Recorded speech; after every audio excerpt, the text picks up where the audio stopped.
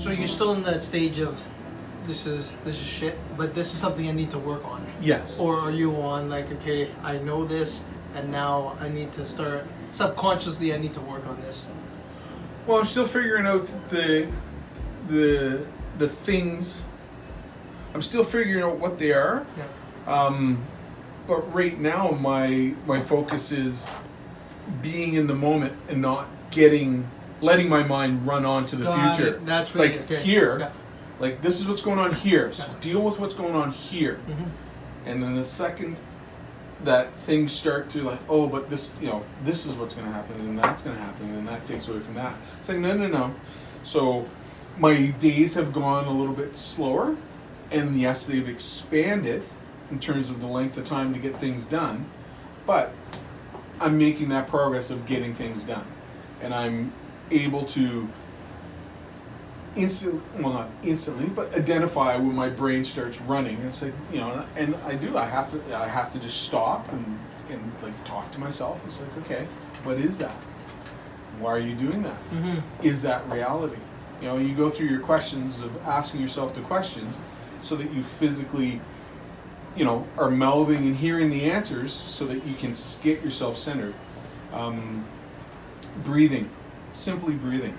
Like taking 5 deep belly breaths and just like, okay, how does that make you feel? Oh, that makes you feel like, hey, I'm here. I'm here thinking about what's going on, like right here. What's, these glasses need to be fixed. Okay, fix the bloody glasses. Okay, what's next? So, it's a struggle. Mm-hmm. It's a struggle. It's work. I've got 50 plus years of, I don't know if it's 50 years, but at least 40 something years of doing that, right? It's not going to get corrected in a couple of months. No, exactly. So. And exactly, here's one of the things I learned is every time you clean up one shirt, there's another one that's going to be thrown at you.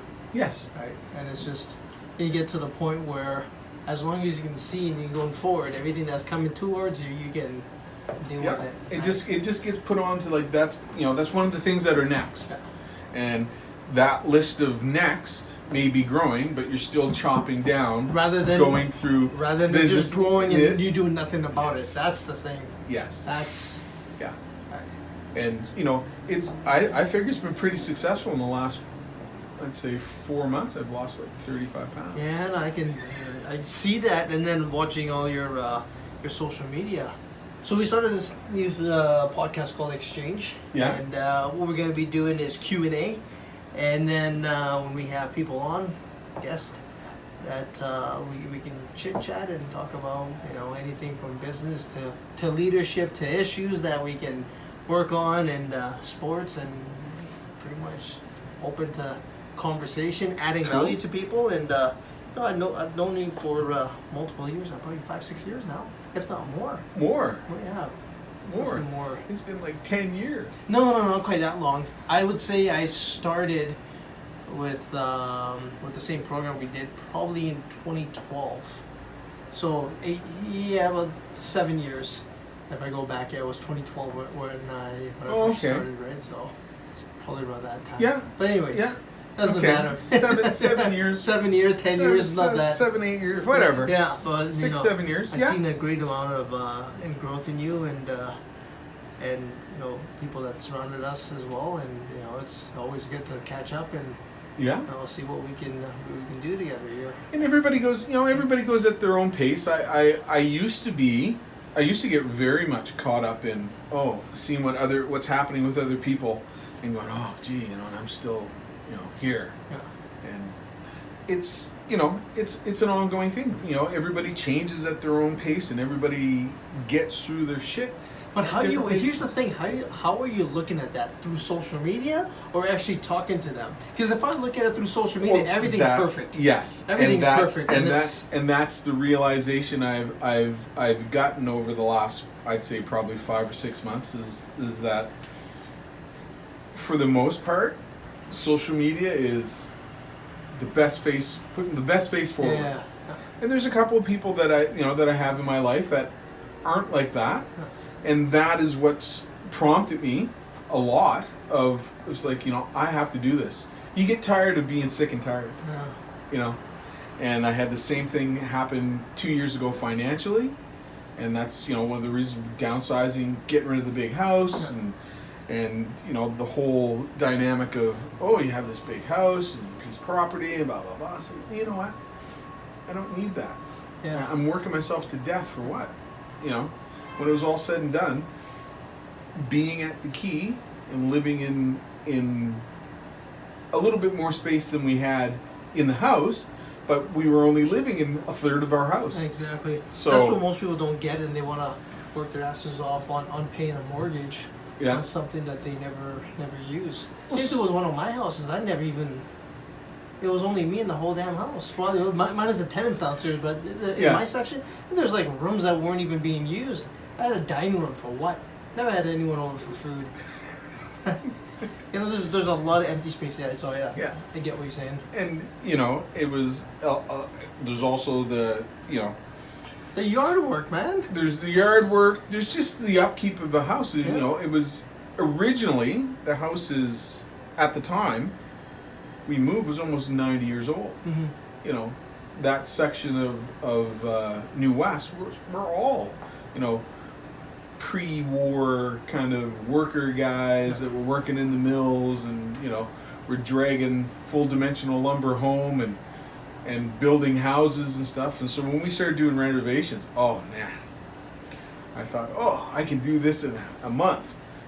I had one renovation, took the whole summer, because I didn't realize the whole main floor of our house is full dimensional lumber. So instead of just putting in insulation or blowing in insulation, I had to clad the whole house. And it's all first growth wood. Yeah. It's hard like stone. No, for sure. So it got to the point where to get it on, I had to use a little bit of adhesive to hold it there. And I had to drill each nail hole. Because if I tried to pound in a nail, you'd get tap, tap, tap, tap, tap, bend. Yeah. Tap, tap, tap, tap, bend. And it's like, oh man. So yeah, that was eye-opening. Well, I'm glad you're out of there and you got you freed up a lot of things and time as well, and you get to enjoy. Here's a lot of things. When you have a house, the amount of time for the upkeep, right, from cutting the lawn to like maintaining everything and painting, and everything has an expiration date. Right? Absolutely. In a house, right? Hot water tank, heater, roof, everything has and you have to put money into all this stuff, and you have to put your time into it. And then you have the regular maintenance. You walk away from all that, all of a sudden you have a lot of time that you can spend on your business and with your kids and everything else. Right? And you know what? I believe just the fact that I've freed up that time, Sunil, and also when you get to the point where you're in a strata and you look at it, it's like for $435, I don't touch shit. Mm-hmm. I walk out the door, I lock the door, I go. And you go. The halls are clean, the windows get cleaned, they have great parking lot gets cleaned, right? Your underground parking lot gets cleaned, right? Yes. So Zach, let us know what you do. We know you're a business owner. I own a neighborhood sign shop in Burnaby. I've owned the sign shop now for about 11 years. Mm-hmm. I'm still learning a lot. I would say that I've not quite become an entrepreneur in the true sense of the word. I've bought myself a job, but I do enjoy it. I enjoy the people that I meet. I enjoy being of service when I can. And there's something to be said about having, most days where there's actual results, something you've taken from raw materials, and hey, there's a sign.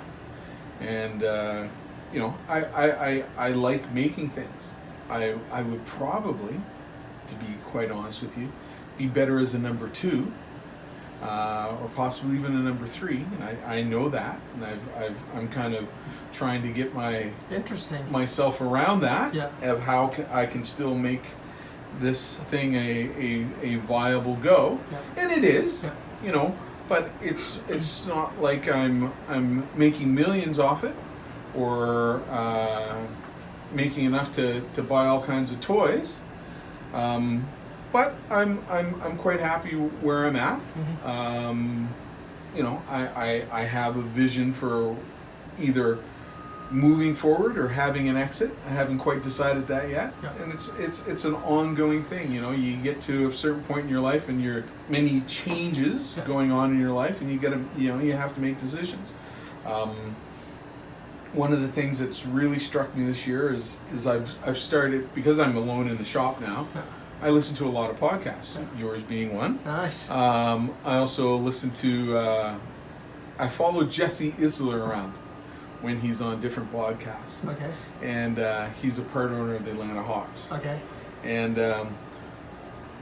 one of his biggest things is, you hit 50 and you start thinking about time. Yeah. And he was on Ed Milet's show. Yeah. And he had a whole dissertation about time and people's relationship with time, and that really struck me because my father passed away when he was in his just past 60. I still have hope though. My mother's almost 80 and she looks like she's 60, and people always are amazed. I tell people how old my mother is. No way. It's like, yeah way. So I'm hoping that I'm taking more after her than after my dad, but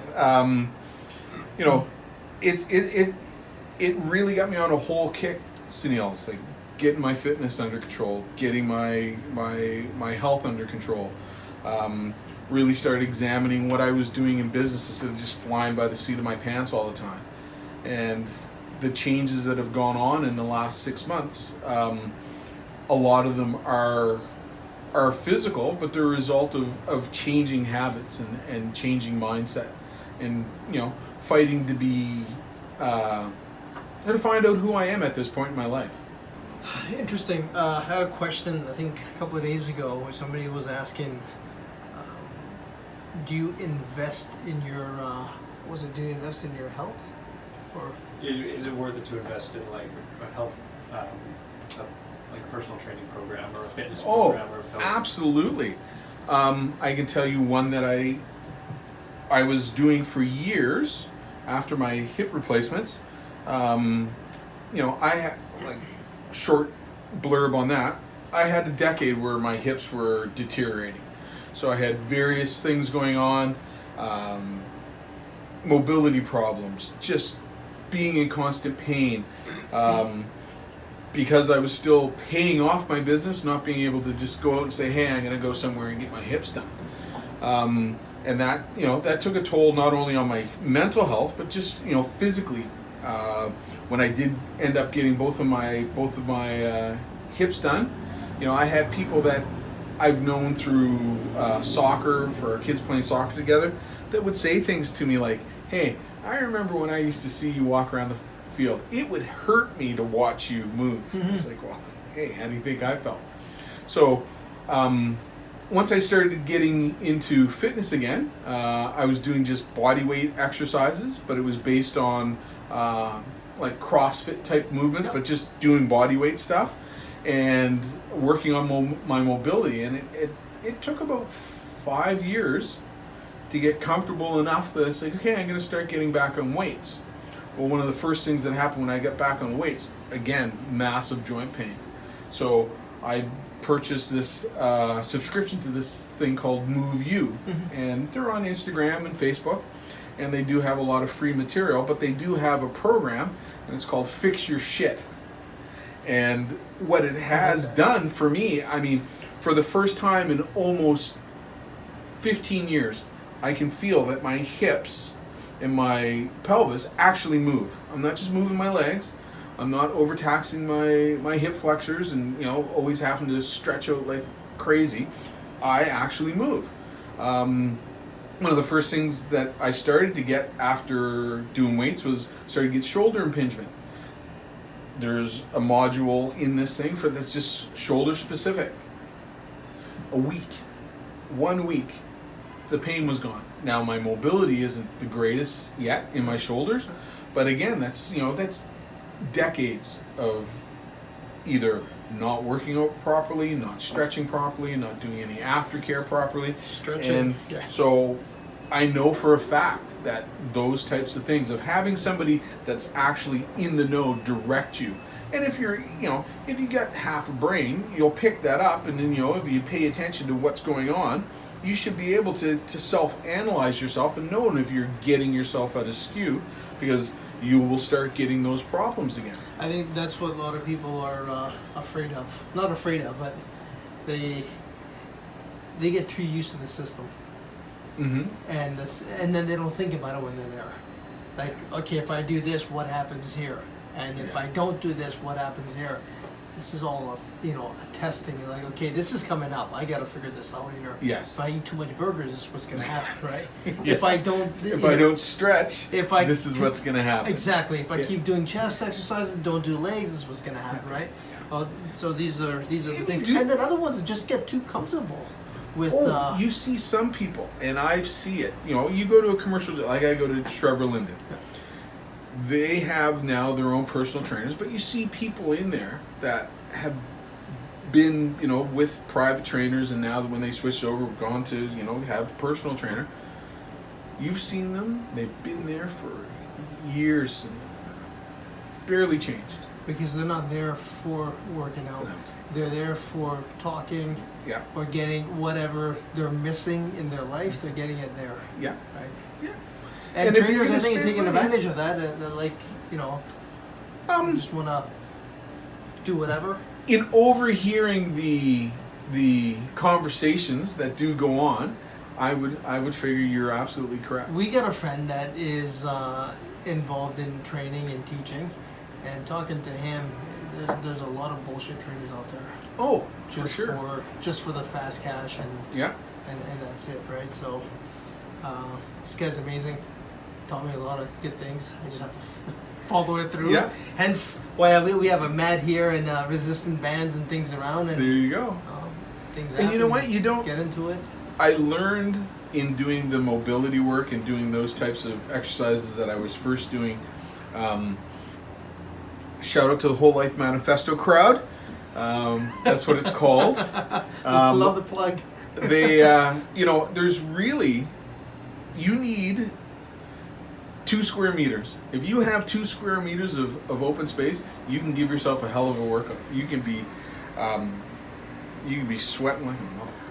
I'm not a gym guy. I can't stand it. But I'm fine with day-to-day activities, walking around, doing other things, resistant bands and all that. I was telling a friend, like, if you put me in the gym, I'm not gonna go. We never did. Yeah. We always went into like patio or something, and with the resistant bands, he's like, this is how easy it is. Wrap around this tree or railing, right? Heavy barbecue, whatever it is, right? And then you just start doing things with resistant bands and Absolutely. bike riding or walking or whatever it is. Oh, absolutely. I was still doing those types of exercises, and I had to go to Halifax for a wedding. And it was a really short stay. It was like 4 days. So I decided, I'm not going to get a hotel. I'm just going to stay at the universities, because that's where I went to university. So I know what a lot of the residents are like. So I rented just a single, and every day there was enough room. Like I said, you need 2 square meters. You get a little bit of hallway, bam, there's where you do your workout, and you can get it done in 20 minutes, and heart rate going and crazy. We do that at the office. Crazy. I see Dylan getting up midway through, goes push-ups. Yeah. I do the same thing, and squats in the morning. That's all you need. That's right? all you need. Just break that. As long as you're you're moving. You know what? A lot of it is just being moving. A lot of it is about eating, not even working out. That's 90% of it. Yeah, 90% of it. You got questions? Huh? Go You want questions now? Yeah, we'll get into questions. Yeah, We'll sure. go into questions, then we'll start talking. So on this, because we want to add value to end users, right? So we get a ton of business questions coming in. We do the best we can. Yeah, right? yeah. So we'll go back and forth here. Good thing Dylan knows how to edit, so It's not editing. This is straight up. it might be a lot of me going, that's right, Sunil. That's right, Sunil. No, these are. I picked some. All right, listen. Let's just get right into it. Okay, if you were to meet yourself just before you started your business, what advice would you give to the younger you? Start using the resources that you could find online rather than depending on learning as you go. searching out knowledge. If you've picked something, you should search out the knowledge regarding whatever you've decided to do, because hit and miss and learning on the fly might work for some people, but for a lot of people, I find that it doesn't. So kind of be proactive in learning. Be proactive in learning. That whole mantra that you hear a lot of people say now of being a lifelong learner, that is absolutely correct. If I've done the, I'll figure it out as I can go, that's just not a good strategy. Not a good strategy. Yeah, YouTube's your friend. YouTube is your best friend. Right? And then everyone else that you, or other people that actually are in that business, right? Yeah. You know, like competitors, but a lot of competitors will step up and help and kind of give you some guidance. In the last year, I have collaborated with one fellow that I met in the industry, and you know what? He's a hell of a guy. Mm-hmm. You know, I helped him out once because that's just how I am. You know what I'm like. Yeah. I'm just like, yeah, whatever. Somebody phoned me and said, hey, can you help this guy out? I helped him out, and ever since I've helped that guy out, if I've had a question, very forthright, never hesitated in giving me an answer or helping me out, and it's been amazing. And we've kind of, the last couple of weeks, have even collaborated on a couple of larger installations that I've been doing, and it's been beautiful. You know, it's been really helpful. I get that quite often in my mortgage business. I have other mortgage brokers that call me up. Hey, this is what I have. Who do you think will do this deal? Here, this person here. Contact them right away. Just, tell them I sent you, and then that's it. Just give it all out. It's not, at the end of the day, it's not my client. Yes.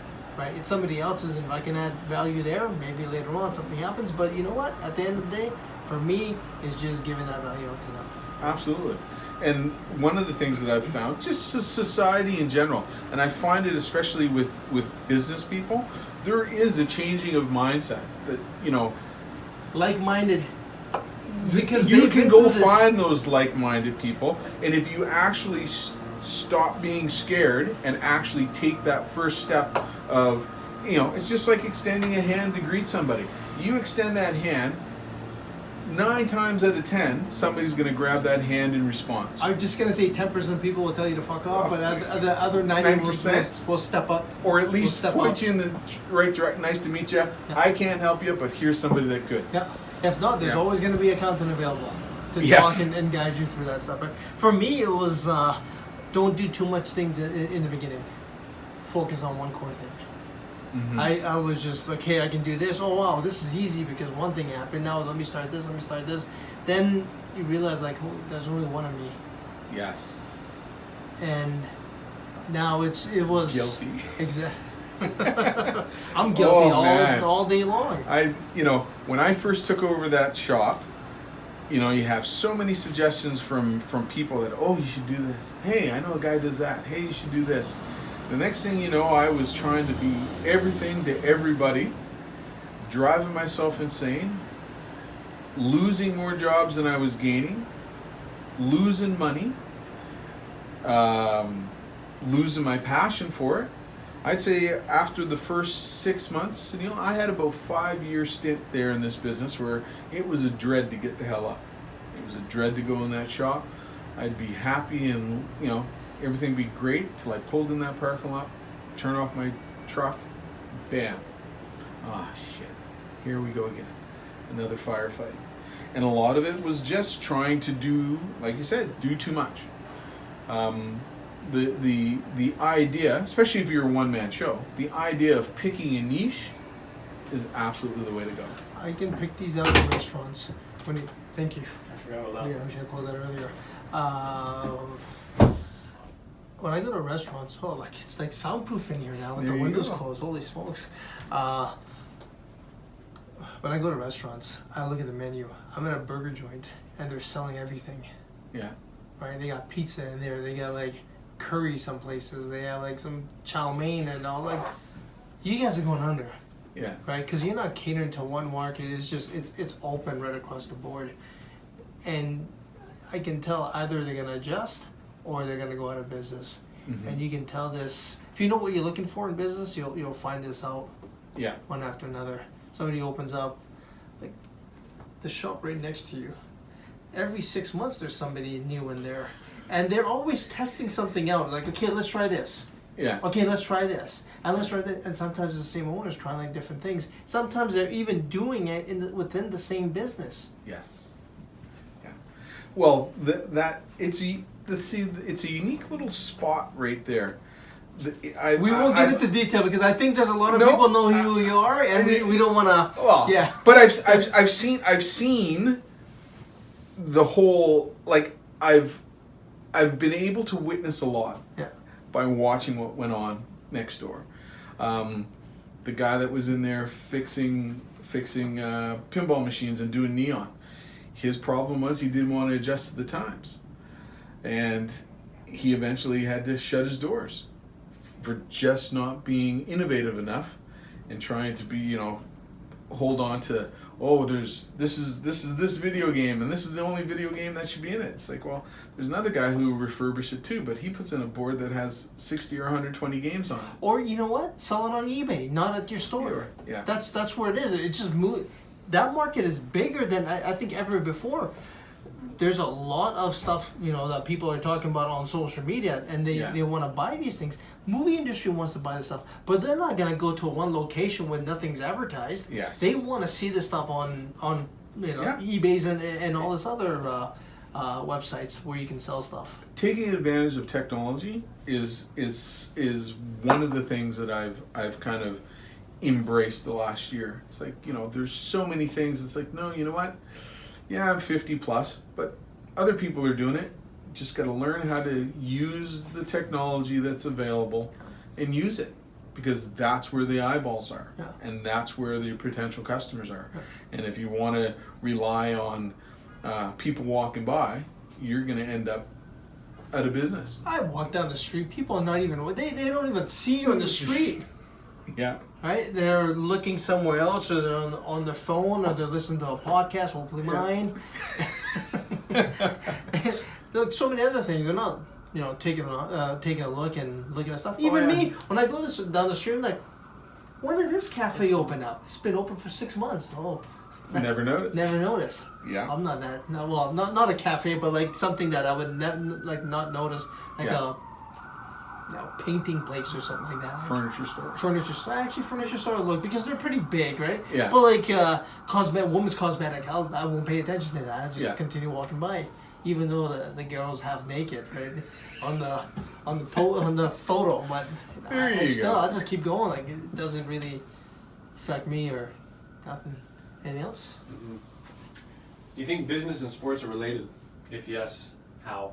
I think with the popularity of sports now, especially their wide reach, and most of them have, great social media, the relationship is that a lot of sports teams, if you have a chance to either sponsor them wholeheartedly or advertise, or be part of their community outreach, most professional teams have so many charities or even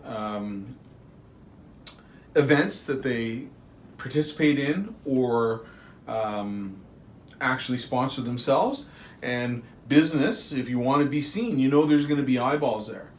Perfect example. Look, they've got the draft going on here this weekend. Tomorrow. Yeah. It starts tomorrow. It's the NHL draft is on tomorrow. Is on tomorrow, and they talk about it on social media and even on the sports radio shows, that those tickets are so hot that they are a target for scalpers to actually robocall in to get the tickets and then resell them. Yeah. The flipping games are there for that. I think it's always been there for sports. For me, I look at athletes as entrepreneurs. Mm-hmm. They work their asses off. They, like, every day. Okay, I'm being beat by somebody. Let me, I can't run down as fast as somebody else. Okay, let's add some more weight. Let's eat properly.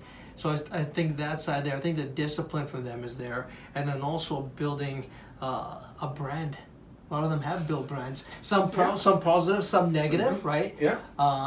And then with that, what they do is influencer marketing, or purchasing companies or starting something that they're passionate about. Here's the thing: these guys make so much money in the beginning that they have a tremendous amount of capital to invest, and now they have time. A lot of these guys are retired at 35, 40, unlike Yeah. Brady that's going to go to 76, right? But most of them are done by mid-30s, Yeah. and now they have, if they were good with the money, they have the bank account to go into business. But yeah, for me, it's they have the discipline, Yes. right? Rather than, okay, it's a Friday night, instead of going out, I need to, work on my training here. Well, that's And not, same thing that's in the that's business. not for all of them, because you do see across social media where you do have some guys that flash really bright, and next thing you know, that guy's out of the league. But these guys made it, Yes. right? Now, I'm talking from 5 years old, 6 years old to... Oh yeah. So prior To get there, to get there. is a hell of an effort, and yes, you absolutely do have to be disciplined. There's probably maybe less than 0.25% that would make it just because of who they are genetically and what they can do. You're also in sports. You're also competing against somebody that's you look at football, offense, defense. You get some guy who's trained to stop you from doing what you do. So unless you are putting in as much work as that guy's going to start beating you down. And if that guy beats you down, that team's going to say, hey, you don't have it to do the work to keep up or to be better. Yeah. See you later. Yeah. You look at, especially in the States, football, I think, is an awesome example. There's over 300 and something Division I schools. So if each Division I school, regardless of position, puts out one kid that can play, one kid every year. If they put out one kid that can play every year, that's 350 plus kids that are coming into the system every year. Yeah. It doesn't take too long before there's a plethora of talent floating around there that maybe just doesn't get seen, can't keep himself out of the nightclub, doesn't want to do the work. So Or bad energy for the team. bad energy for the team. And we're seeing that a lot right now with the amount of trades that's going on. Oh, I think more this year than... I years. agree with you. I think that if you look at the movement that goes, especially again, And we're talking 'cause NFL right we're, now. Yeah, because we're both NFL Yeah, we're centric NFL guys. types. Yeah. If you look at the movement that is going around, you have to wonder. It's like you look at that guy's numbers. It's like, why would somebody hold on to that guy? And they're just like going, no, It's see, cancer to the team. cancer to the team. Yeah. And I think for a lot of organizations, they are getting more and more into the mindset, because you can't have guys that are just strictly rah, or beat down a guy and I'm going to yell and scream at you to get what I want out of you. That's just not the way that athletes respond Or business. in this day and age. Or business. You can't. You have to actually be a leader that's got some emotional intelligence to you to be able to run an organization. So Yeah, I'd rather have not the best, but somebody that can be the best, but have leadership quality yeah, in a team or in a business. absolutely. It just takes one. Yeah. It takes one powerhouse to change that, and I think the Bears have done that with a leader that you guys used to have. Ouch! That was a jab. Ouch! Huh? That was a jab. Ouch! Well, you know what? To be honest with you, my take on that is I don't believe he wanted to be there. I don't believe that I don't believe he wanted to be there any longer, and God knows the reasons, or God only knows the reasons, and himself and his agent. But the rumors that have come out of the Raiders camp is that people were willing to restructure contracts to get money. People were willing to take less money, and he still didn't want to be there. So in terms of the money situation or what they said they wanted, that was all there. As long as the term was also there, and you still balked at that. So that tells me that you really didn't want to be there. Yeah, because the leader that was coming in wasn't Wasn't one of his guys, Yeah, or wasn't Oh, somebody wasn't- that he thought he could play for. bingo. And you see a lot more of that in soccer than anywhere. I don't follow it. Well, I don't follow it as much as I used to, but with soccer, you find guys that are unhappy somewhere all of a sudden, and there's no real trying to make that work. If a guy's unhappy, they try to move him or sell him. Are you talking like MLS here, or are you talking No, the bigger like stuff? bigger leagues, like EPL, La Liga, European leagues, like Okay. The prime European like the Messi leagues, and Messi's okay, those guys, that the type real of thing. leagues. The real, Yeah. the top echelons top tier, of players. You see movement there, and people either getting bought or sold, which is another, especially in Europe. Like soccer is a business now. They're very much for having a relationship. I look at soccer a little differently. I look at other sports as well. When you look at the NFL, Yeah. people cheer for the team. The team is their favorite, not the player on the team.